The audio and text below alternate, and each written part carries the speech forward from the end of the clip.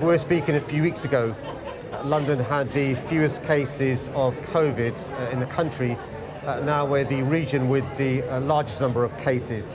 Omicron is now the dominant variant, but over the last 24 hours, we've had 27,000 new cases of COVID. Those are the ones that have been tested.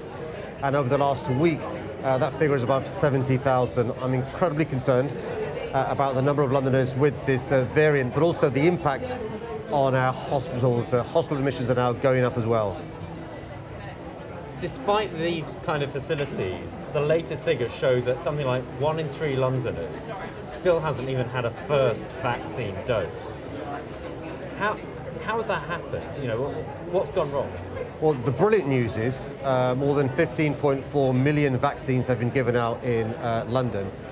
So 87% of those above the age of 16 have had the vaccine. Those above the age of 40, 94% have had both doses. And because of the brilliant work of the NHS partners and others, we've administered more than 2.5 million booster jabs, which is really important. It's still the case, though, in some pockets of London, there are black Londoners, there are Muslim Londoners, there are Jewish Londoners, there are Eastern European Londoners who still haven't had the vaccine. So we're reaching out to those communities with respective message carriers, trying to answer any questions they've got, to explain why the vaccine is important, to make sure nobody is left behind. And we're making sure that more Londoners are getting the first dose. And here's the good news. Over the course of the last couple of days, we've had thousands and thousands of first doses being given out. We want to make sure no one is left behind. When you speak to the people who run hospitals in the capital, what are they saying to you about the pressures they're facing at the moment compared with what they've seen earlier in the pandemic? The big issue we have is the number of Londoners who have this virus, and that's leading to big issues in relation to staff absences and the ability of our public services to run at their optimum levels. I'm incredibly worried about staff absences in the NHS, in the fire brigade, in the police service, in our councils across London. That's why it's so important for everybody who's eligible to receive the booster. Everybody should be getting the vaccines as well.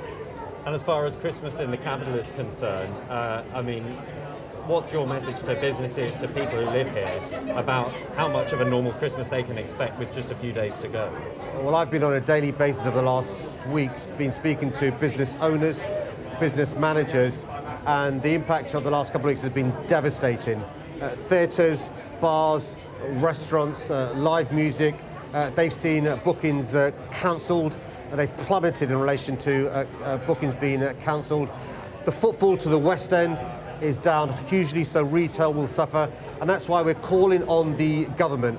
It's crucial. The government's going to provide a financial package of measures, grants, 100% business rates relief, more news in relation to furlough. If the government doesn't, you're going to see many businesses going bust and tens of thousands of people losing their jobs. And just finally, there is a partial tube strike in London this weekend. Lines being taken out or reduced service inevitably creates more pressure on other lines. People may feel uncomfortable in more crowded carriages, more crowded trains as a result. What's being done to stop that happening time and time again? So we've been lobbying the government since July to bring back the compulsory wearing of face masks, backed up by enforcement. I'm pleased that a couple of weeks ago the government did a U-turn. We've now seen increased compliance on public transport. More than 90% of commuters are doing the right thing. A small number are exempted. It's really important where you can't keep your social distance, you wear a face mask, because 1 out of 3 people who've got this virus won't show symptoms. It's one of the most unselfish things that you can do. From TfL, we're providing the maximum amount of public transport we can, tubes, buses, trams, overground. It's really important, though, that we receive a long-term deal from the government. In the absence of a long-term deal for TfL, we're going to have to reduce tube services by almost 10%, bus services by almost 20%, and that will lead to less public transport, more congestion, more chances of this virus passing on. Is it irresponsible, do you think, to hold a strike at this time?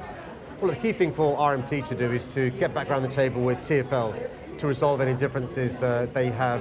I think strikes, whenever they occur, are a sign of failure, because I think always disputes can be resolved amicably around a table rather than the need for strike action.